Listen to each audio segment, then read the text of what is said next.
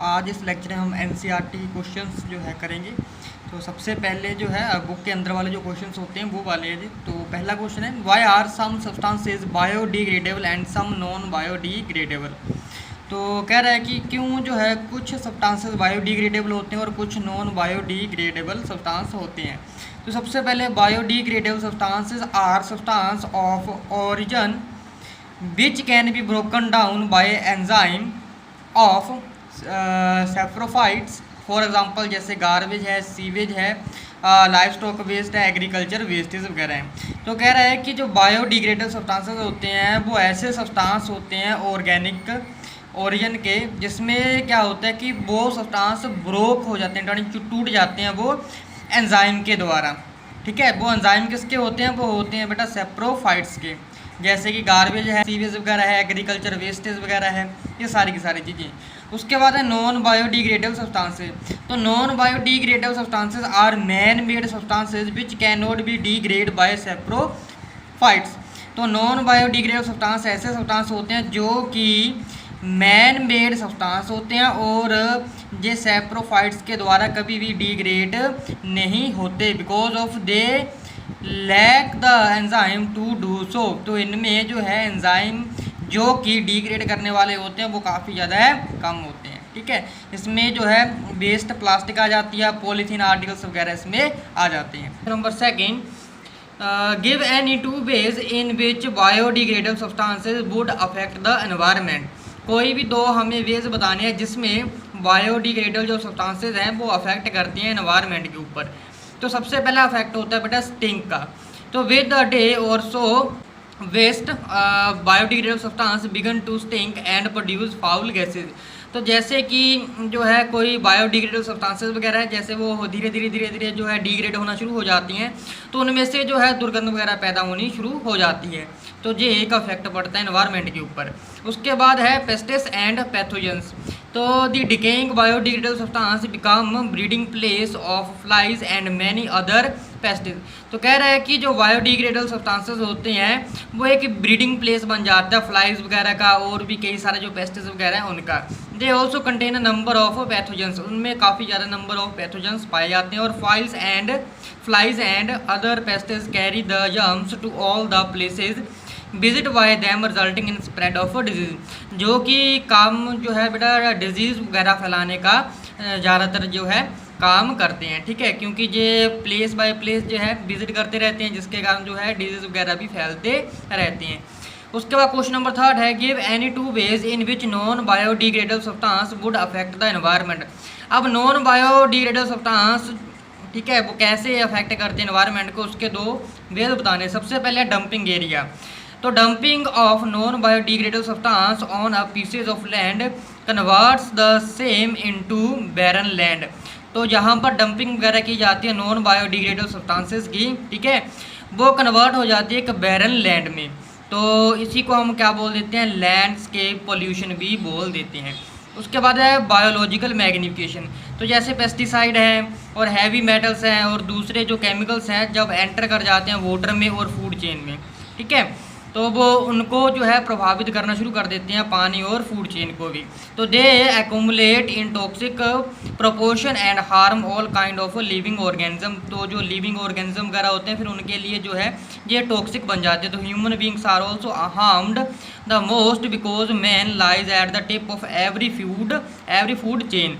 तो इसमें जो ह्यूमन बींग्स है वो भी काफ़ी ज़्यादा प्रभावित होते हैं क्योंकि वो कहाँ पर जो है लाइज करते हैं? Tip of every food chain. तो हर एक फूड चेन के टिप पर यानी कि टॉप के ऊपर लाइज करते हैं। नेक्स्ट क्वेश्चन है कि what are trophic level, give an example of a food chain and state the trophic level. तो बेटा ये जो क्वेश्चन है वैसे हमने जो है पहले ही पढ़ लिया है। तो ट्रॉफिक लेवल के बारे में सर है, ठीक है, आप देख सकते हैं इस तरीके से। तो ठीक है, और नेक्स्ट क्वेश्चन जो है what is the role of decomposer in the ecosystem is ozone and how does it affect ecosystem. एक O3 मॉलिक्यूल से बनी हुई एक लेयर होती है जो कि हार्मफुल अल्ट्रावायलेट रेज को जो है अर्थ के ऊपर पहुंचने से रोकती हैं। ठीक है, अगर वो अल्ट्रावायलेट जो रेज होती हैं अगर वो अर्थ पे पहुंच जाती है तो काफ़ी ज़्यादा जो है डिजीज़ वगैरह लगने शुरू हो जाते हैं, जैसे कि स्किन का जो है कैंसर वगैरह होने लग जाता है। ठीक है, इन्फेक्शन वगैरह फैलने लग जाता है। ठीक है जी। तो फूड चेन के ऊपर भी इसका काफ़ी ज़्यादा प्रभाव डालता है। ओके जी। तो इसी के कारण क्या होता है कि जो अर्थ का टेम्परेचर है वो इंक्रीज़ होना भी शुरू हो जाता है। तो ये सारी चीज़ें ना हो इसीलिए जो है हमारे एटमॉस्फेयर में जो स्ट्रेटोस्फीयर है वहाँ पर जो है ओजोन लेयर लाइज करते हैं, जिसे हम O3 की फॉर्म में पढ़ते हैं। ठीक है। तो उसके बाद इफेक्ट क्या पड़ता है, तो सबसे पहला है कि protection against ultraviolet rays is present in stratosphere. तो एक प्रोटेक्शन लेयर होती है, ठीक है, जो कि अल्ट्रावायलेट रेज को रोकती है स्ट्रेटोस्फीयर में ही। सेकंड है ion dissipate the energy of ultraviolet rays by undergoing dissociation following by resolution. उस कह रहा है कि जो अयोन है वो डिसिपेट कर देती है एनर्जी जो होती है अल्ट्रावायलेट रेज की। ठीक है। तो जो कुछ इस तरीके से होती है, देखो 2O3 है तो बैकवर्ड डायरेक्शन होगी 3O2 प्लस एनर्जी जो है इसमें रिलीज होती है। कह रहा है कि if present in the atmosphere of the ecosystem it is highly toxic causing injury to membrane, eye irritation and internal haemorrhages in animal and humans. तो it harms plant by destroying photosynthesis cell producing process.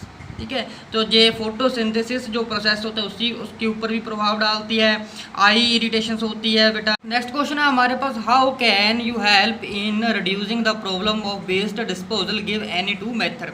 तो आप किस तरीके से जो है जो problem चल रही है वेस्ट डिस्पोजल की, किस तरीके से आप रिड्यूस कर सकते हैं, कोई भी 2 मेथड सुझाव भाई। तो कह रहा है कि waste disposal is becoming the biggest problem of the local bodies, it is consuming a big chunk of their revenues, even then the point of collections are turning into stinking area. Transport of waste to disposal site is seldom perfect. There is a stink and always a lot of waste is thrown on the roads by the vehicles carrying the waste. सबसे बड़ी problem है waste disposal की। ठीक है। तो ये waste disposal जो है सड़कों पर भी है, लैंड पर भी इधर उधर जो है बेटा बिखरे रहते हैं, जो कि पोल्यूशन का कारण बनते हैं। सबसे ज़्यादा पोल्यूशन करती है ये सोइल को। ठीक है जी। तो कह रहे हैं कि जो quantity of waste can be reduced if you form a habitat of separation of waste into biodegradable and non biodegradable parts. तो कह रहा है कि जो क्वांटिटी होती है वेस्ट की वो हम रिड्यूस कर देते हैं, कर सकते हैं अगर जो है हम बायोडिग्रेडेबल और नॉन बायोडिग्रेडेबल सब्सटेंस को अलग अलग कर दें। जैसे सबसे पहला भी है हमारे पास नॉन बायोडिग्रेडेबल वेस्ट। इसमें क्या है कि जो most of often non biodegradable waste है वो रिसाइकल हो जाते हैं and it is taken away by a rag pickers. तो रैग पिकर के द्वारा जो है टेक किया जाता है। उसके बाद है बायोडिग्रेडेबल वेस्ट। तो बायोडिग्रेडेबल जो वेस्ट होती है traceable, it can be composed to prepare composed for your kitchen garden. तो जो बायोडिग्रेडेबल सब्सटेंस होते हैं जो कंपोज्ड जो हो करके जो है एक हमारे पास खाद वगैरह तैयार करने पर भी जो है यूज़ होते हैं, जो कि हमारे जो किचन गार्डन वगैरह है उसमें यूज़ हो जाता है।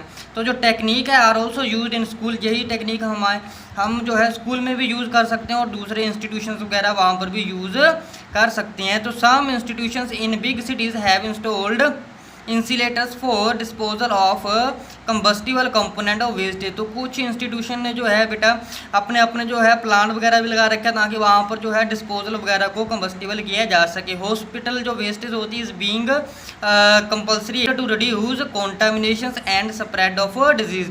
तो जो हॉस्पिटल की जो वेस्टेज वगैरह होती है इन्हें डिकम्पोज करना भी काफ़ी ज़्यादा ज़रूरी होता है, बिकॉज ऑफ इनके कारण जो है काफ़ी ज़्यादा डिजीज़ वगैरह भी स्प्रेड हो सकते हैं।